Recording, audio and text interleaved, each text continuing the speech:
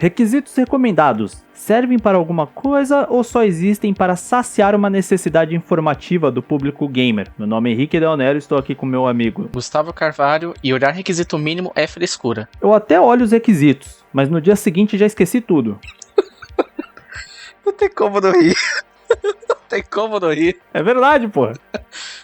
Antes de tudo, se inscreva no canal, ative o sininho. Estamos começando agora e toda ajuda é necessária. Então bora pra pauta. Então, Gustavo, o que dizer sobre requisitos recomendados, requisitos mínimos? Por experiência própria, toda vez que eu olho e eu verifico, né, faço a comparação com o meu computador, parece que bate as recomendações, aí eu vou, compro o jogo, instalo, baixo, pá, e nunca funciona da maneira que eu tava pensando. Mesmo os requisitos dizendo que o meu PC tá dentro do que deveria estar pra rodar o jogo. Isso daí não acontece só com você, tá? Acho que acontece com todo mundo. Todo mundo olha o requisito mínimo, recomendado, e seu PC tá lá dentro, aí você fala, opa, vou rodar esse jogo bem. E muitas vezes não roda bem mal, na verdade. E outras horas você vê aquele requisito e fala, caramba, mano, esse jogo tá muito pesado, a desenvolvedora não poliu o game. E quando você põe no teu PC, tá extremamente leve, não tem problema. E aí o pessoal fica, mas esse requisito mínimo, como é que tá? Requisito recomendado? O que tá significando? Não diz muita coisa. Muita gente acaba reclamando disso. E hoje, agora, a gente tá uma mudança dos consoles novos, mudança de resoluções, onde 1080p tá deixando de ser só essa resolução, tá tendo resoluções maiores, as placas de vídeo estão aguentando mais resoluções, e a gente vê o requisito mínimo e recomendado da mesma forma. Não falam a taxa de quadros, não falam a resolução, não dizem nada. E aí, Delneira, eu tive uma experiência bem legal durante esses dias, pra gravar esse episódio. Eu fui fazer uma checagem dos jogos de pelo menos uns 10 anos atrás, ou praticamente 20 anos atrás, de como era isso antigamente pra hoje, né? E aí eu tive uma surpresa. Se hoje tá ruim, antigamente foi pior. Beleza, tá vendo? Por isso que eu não lembrava das paradas, não valia a pena, nem perdi meu tempo aí, ó. A ideia desse episódio era eu pegar as placas que tinham da época, o requisito mínimo recomendado, e a gente colocar em uma tabela e comparar a performance gráfica, falar o que teve de mudança nas placas, principalmente da Nvidia, e depois mostrar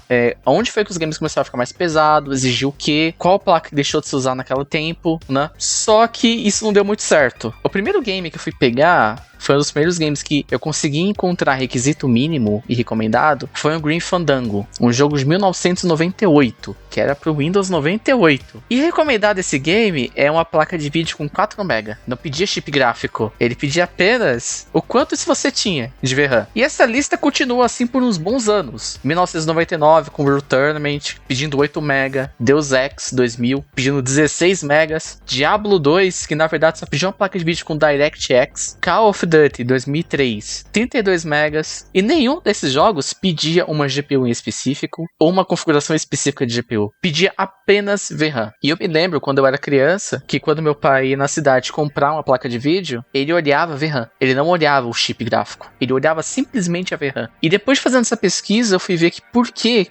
até mesmo hoje em dia, muita gente compra GPU olhando o VRAM. Porque por muitos anos, a indústria praticamente falava que o requisito mínimo era a sua VRAM, não era o seu chip gráfico, era a sua VRAM. E a gente sabe que hoje em dia não é bem assim, né? A gente tem placas com VRAM muito alta e a performance muito baixa, que são as placas da AMD, que a gente olha que sempre teve VRAMs altas, mas as placas da Nvidia, mesmo com uma VRAM muito baixa, conseguia passar elas em performance. E no fim das contas, a VRAM então serve pra quê, hoje em dia? A VRAM hoje, ela serve para armazenar texturas e armazenar alguns modelos em 3D, para ter rápido acesso do chip gráfico, para poder renderizar isso na tela. Ainda posso considerar como importante ter bastante VRAM para jogo? Ou tem tipo uma quantia que já é desnecessária? Assim, é importante ainda olhar VRAM, mas hoje não é o principal você olhar isso na hora de comprar uma GPU. O principal é você olhar o chip gráfico. Então é você olhar com, por exemplo, o próprio lançamento novos da Nvidia. A gente tem a 2080 Ti e seus 11 GB de VRAM. E nós temos a 3080 com 10 GB de VRAM. E a performance da 3080 superior à 2080 Ti e seus 11 GB.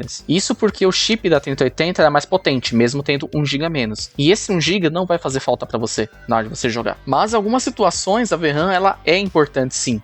Quando foi importante isso? Quando a NVIDIA anunciou a GTX 970. Essa foi uma placa lançada em 2014 e foi uma placa que ela foi extremamente poderosa na época. Ela conseguia rodar qualquer jogo na qualidade Ultra, 1080p, e ainda você conseguia arriscar alguns jogos até mesmo em 4K, onde poucas pessoas ainda falavam de 4K na Master Race. Era uma placa extremamente forte, mas ela tinha um grave problema. Ela tinha apenas 4 GB de VRAM. E ainda o marketing da NVIDIA teve problema nessa placa, que ela na verdade ela tinha 3,5 GB de VRAM, e os outros 500 MB que é anunciado na caixa tinham uma velocidade extremamente lenta. Então, quando algum jogo extrapolava os 3,5 GB, a placa perdia muito desempenho. E foi isso que acabou condenando a 970 nos dias de hoje. Ela é uma excelente placa, uma performance muito boa, só que hoje em dia 4 GB de VRAM não é mais suficiente para alguns games, e você acaba perdendo muita performance. E é por isso que a 1060 de 6 GB acabou saindo muito bem, porque ela tem uma performance muito similar à 970, mas esses 2 GB a mais fez com que ela ganhasse esse boost da 970. E quando a gente fala das outras peças do PC, quando a gente vê nos requisitos recomendados ou nos requisitos mínimos, que a gente vê, por exemplo, pouca memória RAM ou processadores de gerações passadas em jogos que são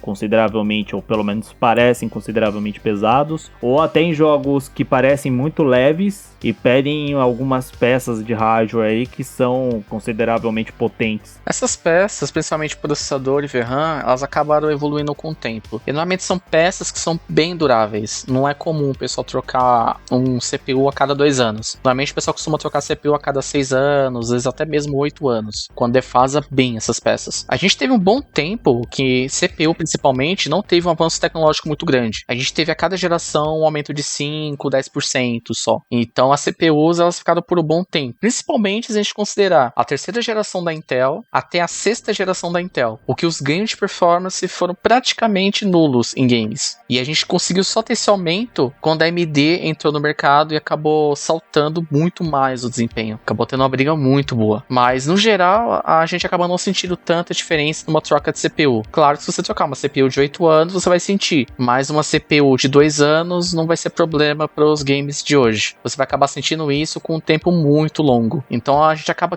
até descartando a CPU em requisitos, porque é uma variável que a pessoa troca mesmo com um tempo muito grande, diferente da GPU, que a gente tem um avanço tecnológico a cada 2 anos muito grande. Tá, sobre os requisitos. Quando a gente fala mais dos jogos do passado, eu pelo menos era um usuário que não prestava muita atenção nesse tipo de coisa. Geralmente eu só ia no mercado tapa-olho, baixava, via se funcionava, se não funcionasse, paciência, desinstalava, ia pro próximo e assim vai até achar um jogo ali que eu rodasse, que eu queria jogar, né, no caso.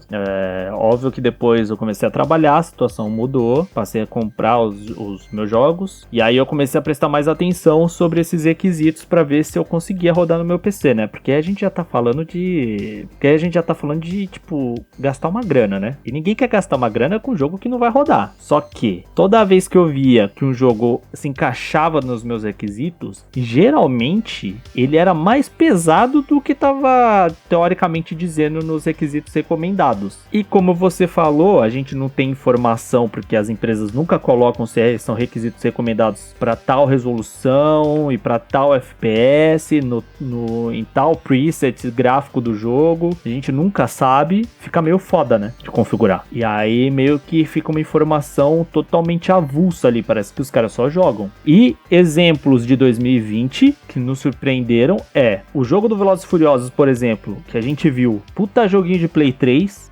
graficamente falando, horrível, foi mal em várias notas, exigindo placas de vídeo ou peças de hardware altas e caras pra rodar aquele cocôzinho. E aí vem Cyberpunk, que a gente achou que ia ser puta jogo pesado e ia exigir muito do PC, com recomendações bem mais humildes. E aí eu lhe pergunto, pra que caralho eu vou olhar então os requisitos, se no fim das contas acaba não batendo? Antigamente, acho que o pessoal, basicamente é o que você falou, principalmente no Brasil, todo mundo vivia muito de tapa-olho. Então era basicamente, pegava o game, comprava lá do carinha, colocava no PC, rodou, não rodou, beleza, foi 5 conto embora, às vezes 3 conto, 10 no máximo, e pronto. pronto. Ou então eu chegava lá e trocava. Com a Steam, começou meio que uma legalização muito maior, principalmente aqui no Brasil. A Steam, uns anos atrás, você comprava jogos a R$1, R$2. Era bem comum isso. Muitas vezes saía muito mais barato você comprar um jogo original do que você comprar o próprio jogo pirata. Então as pessoas acabaram trocando, né? E aí começou a se popularizar o PC. E aí com isso, as pessoas acabaram tendo mais dúvidas do que rodar e do que do rodar do game. Eu acho que daí começou a surgir mais isso de que placa roda, que placa não roda, porque até então era um mercado meio que era para poucas pessoas. E conforme foi abrindo e muitas pessoas não têm ideia do hardware que tem e do que aguenta, eu acho que as empresas colocam uma média do que talvez rode aqui, talvez o que não rode ali. E sobre o Velozes e Furiosos, eu acho que simplesmente só colocaram. Vamos fazer uma pesquisa, qual que é a placa mais atual? É essa, vamos colocar aqui. Qual que é a placa mais fraca? É essa, vamos colocar aqui. Porque toda placa que eu vi, pelo menos de gameplay, rodou aquele jogo. Rodou feio, rodou mal e rodou. Não precisou aquilo. Nada do que eles colocaram ali bateu. Cyberpunk, eles colocaram um requisito bem humilde até. Lembrando que a 1060 é uma placa que ela é considerada de entrada pela Nvidia. E é uma placa que já tem 4 anos de idade. Então não é uma placa nova. Ela já tá 2 gerações atrás. Então é um requisito que eu considero muito baixo. Só que, mesmo assim, a CD Projekt não falou se aquilo é pra rodar 30, rodar 60, rodar 75, se é pra rodar em 4K, em 1080 ou se até mesmo 900p. Uma coisa interessante que aconteceu também nos PCs antigos é que ninguém se importava pra resolução também. Então, por exemplo,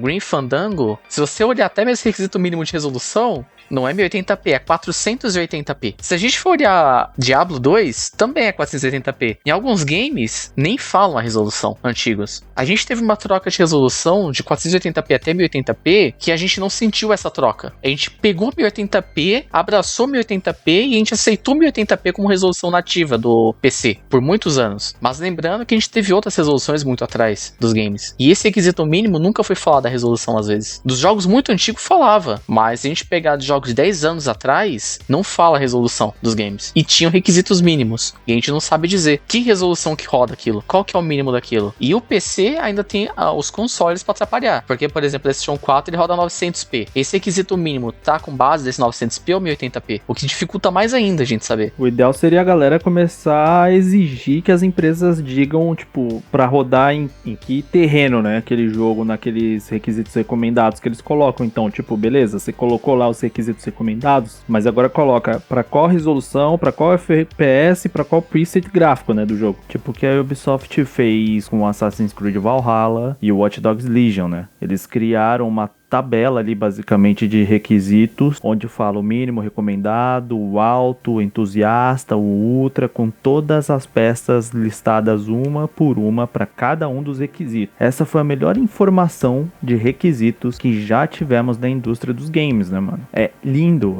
é isso que a gente precisava. Sim. Nessa pesquisa que eu fiz, o que eu comecei a perceber é que é uma coisa bem recente, para falar a verdade, das placas. Ela começou praticamente em volta de 2012, 2014, que começaram as empresas colocarem umas placas mais que fazem sentido. Uma placa de entrada para aquela série, uma placa mais topo de linha para o recomendado. Começou a fazer sentido. Eu acho que a indústria está se adaptando ainda a isso. É tanto que a gente começa a ver esses novos, até mesmo Cyberpunk, colocar qual que é o requisito mínimo para 4K, por exemplo, que estão colocando. A própria Ubisoft colocou agora com o Watch Dogs 2. 2 não, né? 3. Watch Dogs 3, verdade. Watch Dogs 3. Ela colocou e tá começando a colocar também placas recomendadas para Ray Tracing. Qual placa de nível de Ray Tracing que eu preciso aqui? Então você tá vendo bastante 2070 Super, 2080 Ti para 4K, com Ray Tracing e DLSS. Então acho que as empresas ainda estão aprendendo isso. Mas eu acho que a gente, como consumidor de games, a gente precisa exigir isso das empresas para que elas consigam adaptar ainda mais. Pra gente conseguir entender qual que é o requisito mínimo real. Porque ainda continua muito vago. Porque senão fica só uma informação que, né, tanto faz, né? Beleza, tem os recomendados ali, mas até aí também, não sei pra que ambiente gráfico estão passando esses requisitos, então meio que dane-se, né? Espera sair o jogo, eu testo, ou vejo uns gameplay e vejo se rola eu comprar ou não. Basicamente é isso. Sim, a gente tem hoje uma vantagem e uma desvantagem também. A vantagem hoje é que a gente tem o YouTube. Então, a ideia é você não compra pré-venda do game. Se você tem dúvida se o hardware vai rodar ou não vai rodar, espera lançar o jogo, vê o youtuber que você gosta de ver, assiste ele, vê quantos FPS tá rodando, a configuração dele, veja testes na tua GPU pra ver se ela tá rodando legal, na tua CPU, pra ver se tá tudo ok, pra depois você comprar o game. Se você comprar, procura lojas que consigam dar um reembolso pra você, porque aí se não rodar, você simplesmente vai lá, devolve teu joguinho e recebe o dinheiro de volta. Em lojas que não fazem isso, fica bem complicado. E tá sendo uma coisa bem comum hoje, vir bem cagado os games. E tal, a primeira experiência de todo mundo quando compra o lançamento, eu não vou ter uma experiência boa. É muito difícil você pegar um game que tem uma experiência muito boa no lançamento, no PC pelo menos. Isso daí, e creio eu, com a ferramenta de benchmark, como a gente falou no último episódio, que eu acho que deveria ser obrigatório, todos os games possuírem uma ferramenta de benchmark. Eles deveriam disponibilizar o benchmark do jogo, pelo menos gratuito, né? Separado ali, gratuito. Sim, com certeza. Pelo menos a pessoa baixa, testa, e aí ela realmente sabe se vai ou não rodar no PC dela. Eu acho que uma coisa, além de apenas preencher assim, falar que a gente tá pedindo essa configuração aqui pra falar qual é o nível de PC, pra não chegar uma pessoa também com um PC de 10 anos atrás, querer jogar isso aqui, eu acho que tem um apego também um pouco, talvez, emocional das pessoas, em ela comprar aquela placa dela, ela ter gastado dinheiro com aquela placa, ela querer uma durabilidade. Ela suou pra ter, né? Sim. Então quando ela vê aquela placa lá, que ela ainda tá no requisito alto, ela tem aquela, fala assim, eu fiz uma boa compra, essa placa que eu comprei é muito boa. E quando essa placa começa a cair para requisito mínimo, eu vejo que as pessoas acabam falando que o jogo tá pesado, está mal otimizado, porque ela não tá vendo o avanço tecnológico que teve, ela tá vendo que o dinheiro dela não tá valendo mais aquilo que valeu antes. E esse acaba refletindo até mesmo no mercado de usado, que você vê placas de vídeo, principalmente placas de vídeo, você vê preços extremamente altos em placas que não tem aquela capacidade gráfica. E uma placa de entrada muitas vezes consegue bater uma placa high-end de 2 gerações anteriores. Mas o pessoal cobra pelo valor emocional ainda, falando que aquela placa era uma topo de linha. E tem algumas pessoas que compram essas placas crédulas de que realmente são boas para rodar os jogos de hoje em dia, né? Tem algumas placas que elas se destacam mais do que as outras. Uma placa que vendeu demais é a 9600 GT da Nvidia. Até hoje essa placa vende. Até hoje.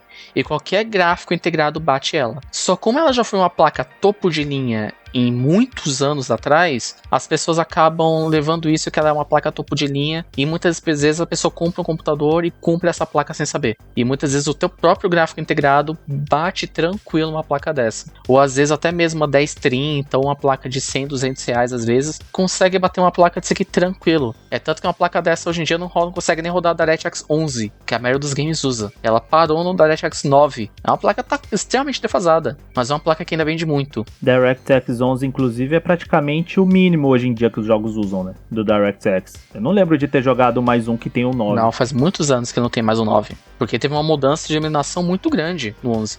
A gente começou a ver gráficos melhores no PC justamente pelo DirectX 11. Quando as empresas abandonaram o 9. A gente começou a ver uma melhora muito grande nos games. Outra placa que vendeu muito é a própria GTX 970. Era uma placa que era relativamente barata no Brasil e mundialmente mesmo, performance muito grande, só que ela passou na geração 10, a Nvidia subiu muito as placas, os games teve uma evolução gráfica muito melhor, evoluiu demais, e essa placa acabou sendo tirada cada vez mais do mercado e diminuindo mais sua performance justamente pela VRAM dela. Mas muita gente ainda tem essa placa, gosta demais dessa placa, e tem muita gente que ainda vende essa placa extremamente caro, e muita gente compra essa placa por simplesmente não entender que é uma placa que já passou a época. A próxima placa que vai acontecer é a própria 1060, que é uma placa que querendo ou não já tem 6 anos, mas o pessoal olhar essa placa e ainda olhar que tá no requisito mínimo dela, o pessoal gosta de ver, acha que o game está otimizado, e muitas vezes essa placa tá segurando desempenho gráfico. Resumindo então, requisitos é meio tá lá, mas não precisa prestar atenção, não por enquanto. Exigir que as empresas coloquem para qual cenário é para rodar com esses requisitos o jogo, qual o preset gráfico, qual FPS, qual resolução, pra galera ficar esperta, porque placas antigas que já foram topo de linhas não são mais topo de linha. Tecnologia fica obsoleta muito rápido, em questão de menos de um ano hoje em dia já tem peça ficando obsoleta. E, né, se der, baixe, teste, verifica por conta própria se vai rodar ou não. Se for necessário, faça o reembolso ou só desinstale, dependendo do meio que você usou, né, para testar. Aproveite as demos dos jogos que vocês querem e tem essa demo disponível para verificar se o seu PC aguenta. E é isso, né? E seja feliz. Meio que não acredite em nenhum requisito recomendado, pelo menos não durante alguns anos, creio eu. Até melhorarem essas informações, elas meio que não servem de nada. Então é isso. Ficamos por aqui e até o próximo vídeo. Falou. Falou.